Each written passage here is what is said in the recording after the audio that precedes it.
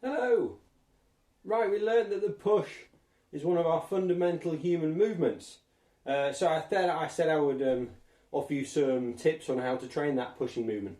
Now, every guy in the gym knows that Mondays is International Bench Press Day. So bench press, I don't know if you know about it or not, so you lie on a bench and you push something off your chest.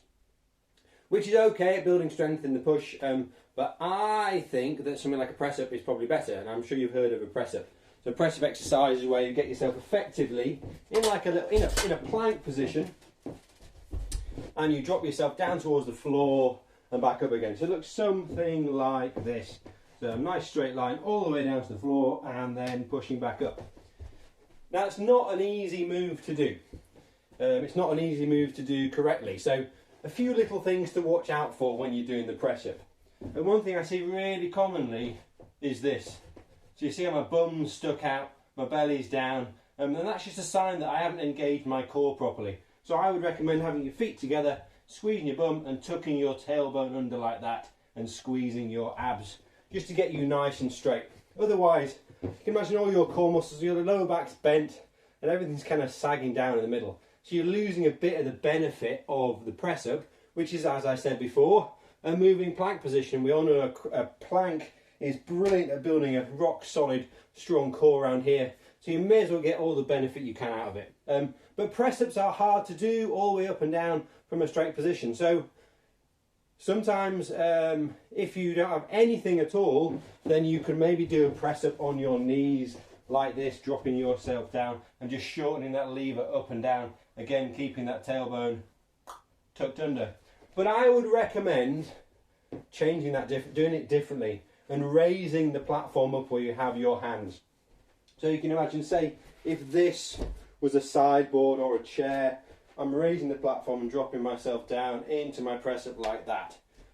I think that's a better way to train the press-up because you were in that straight line. And all you would do, you'd find a point, so maybe you can do 8 really good reps at that angle going up and down, and you'd work on those 8 reps. Once you think, I can do 12 of these, easy peasy, lower that angle down, okay? Then get to a point, maybe you can only do 2 or 3 reps. That's fine as well. Train those 2 or 3 reps, build them up, get to 8, get to 10. Right, lower it down again.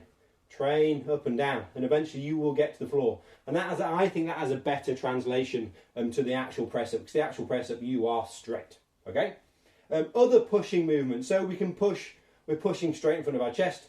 We can also push above our heads. That's another important pushing movement. If you've got a kettlebell, I kind of like kettlebells. They're good, really good tool to have in the home. We can push above our head. So a nice pushing position for a beginner would be kind of kneeling down the ground. Nice base of support like that. So you just bring your kettlebell up into side. I mean, the great thing about kettlebell, you can have it really low down. I'd recommend pushing from here all the way up like that. Okay, you're getting full range through your shoulders, pushing up and down. To make it harder, you'd stand up, because that's a bit more testing on the core. So you'd be standing up, pushing up and down. So you've got vertical push to try as well. If you don't have a kettlebell, use a water bottle, use something, a bag of peas, a sandbag or anything, pushing up and down. Another way you can maybe do a push up above without any equipment is doing something called a pike press. So you get yourself in like a little triangle tripod-y type position like this with your feet close, and you drop your head down towards the floor and then back up again. The closer you get to your feet, the harder it is, and the further you push your head out in front, again, the harder it is.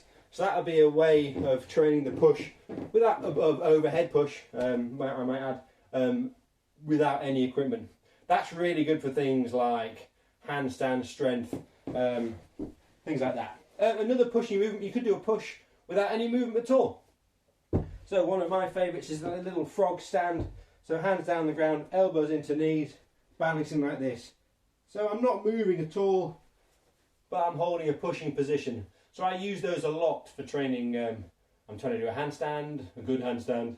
So I use those things a lot for training that kind of holding push position. Another type of push, we can push from below like this. It's probably a little bit more tricep-y on the push. So I'm lucky enough to have a little set of parallettes here. So we can do a drop down push like this, coming down and then pushing up. I probably need those a little bit closer in.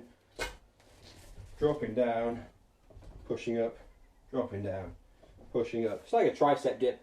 Again, you could do those on the back of say on the back of 2 chairs. You can do them like this. I'm sure you've seen people tricep push like this. You could use 2 chairs, like I said, or you could use a box. So you've got a pushing from below. So there's really loads of different ways you can train the pushing movement from different angles. And it's good to train it from different angles and in different ways. So you're hitting your muscle groups in all these different ways, which translates really well to real life. So try those pushing things. Don't forget the push in your training, really important. Right, have a nice day.